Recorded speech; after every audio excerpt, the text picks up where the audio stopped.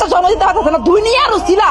তোমার বাবা মা তোমার একটা অমানুষ বানাইছে। আব্বা তোমার কাপড় দিতে কইছে, তুমি এই কাজটা ঠিক করছো? আমি আবার কি করবো? তুমি আমার বউরে দিয়ে এতগুলো জামা কাপড় ধোইলা।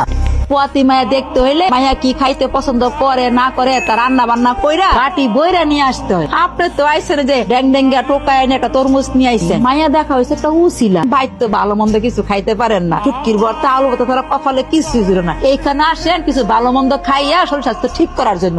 আমার মেজুম পোলা শাশুড়ি যখন আসে 3-4টা টুকি বইরা মাছ মাংস ডিম দুধ এত এত নিয়ে আসে, নিজে তো খাই সারা পরিস্থিতি দেই, তাও শেষ না, এত এত করে নিয়ে আসে। এইসব তরমুজ আমার বাড়ির গরুরে কাইটা ডেলি 50টা খাওয়াই। আম্মা তুমি কখন আসছো? আইসার একজন গ্যাঙ্গার করতে। আম্মা তুমি কখন আসছো? কোনো কাজ তো আপনার মাইয়ার নাই, সারাদিন খায় আর ঘুমায়, সব কাজ তো করে চাষি বেন্দির। আর আমি আছি না, নাই এই তরমুজটা নিয়ে গরুরে কাইটা সুন্দর করে খাওয়াতো।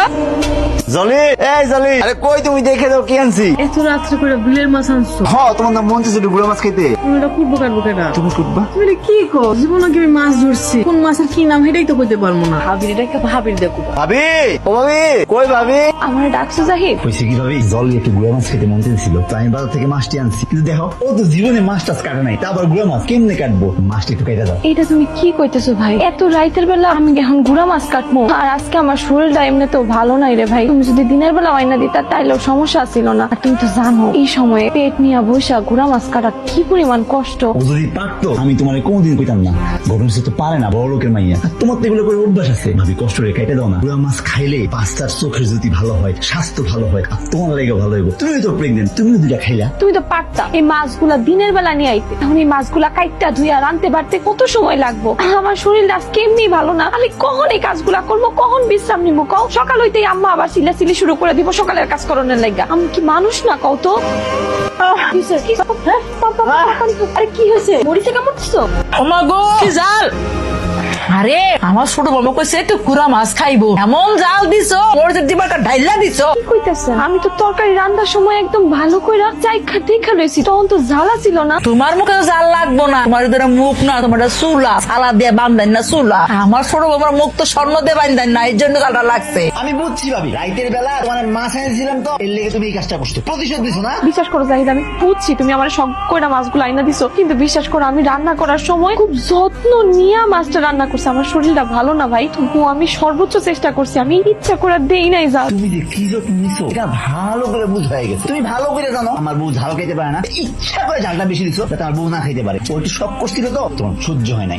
তুই কি একটা মানুষ কত? এই রাতের বেলা কেউ কোনোদিন গুড়া মাছ আনে? তুই ভালো করে জানো এই বাড়িতে দুইটা মানুষ অসুস্থ, এই অসুস্থ মানুষদেরকে তুই কি লিগে কষ্ট দিবি? এর চেয়ে ঝাল কি তোরা খাস না?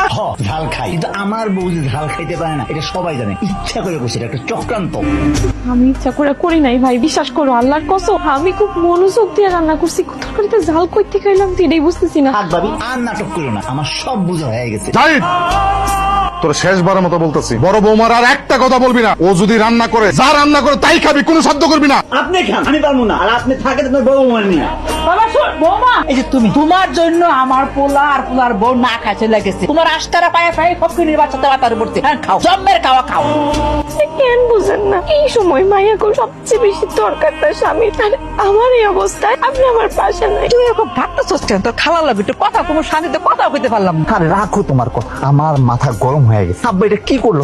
আব্বা আমার কি অপমান টাইনে করলো? আব্বা আমার লগে এমন করে কি দিকা? শুধু আমার লগে না, আমার বউর লগে করে। তোর এখানে শোনাইছে সে যে আমার স্বামী পোলা পোলাগর বইয়ের সামনে তার নিজের বইয়ের কি অপমানটা করলো? সে তো আমার বাড়ির বই মনে করে না, সে তো মনে করে আমি বাড়ির দাসী বান্তি। বড় ভাবি আমার লগে যা করছে এটার প্রতিশোধ না নেওয়া পর্যন্ত আম্মা আমার শান্তি হবে না।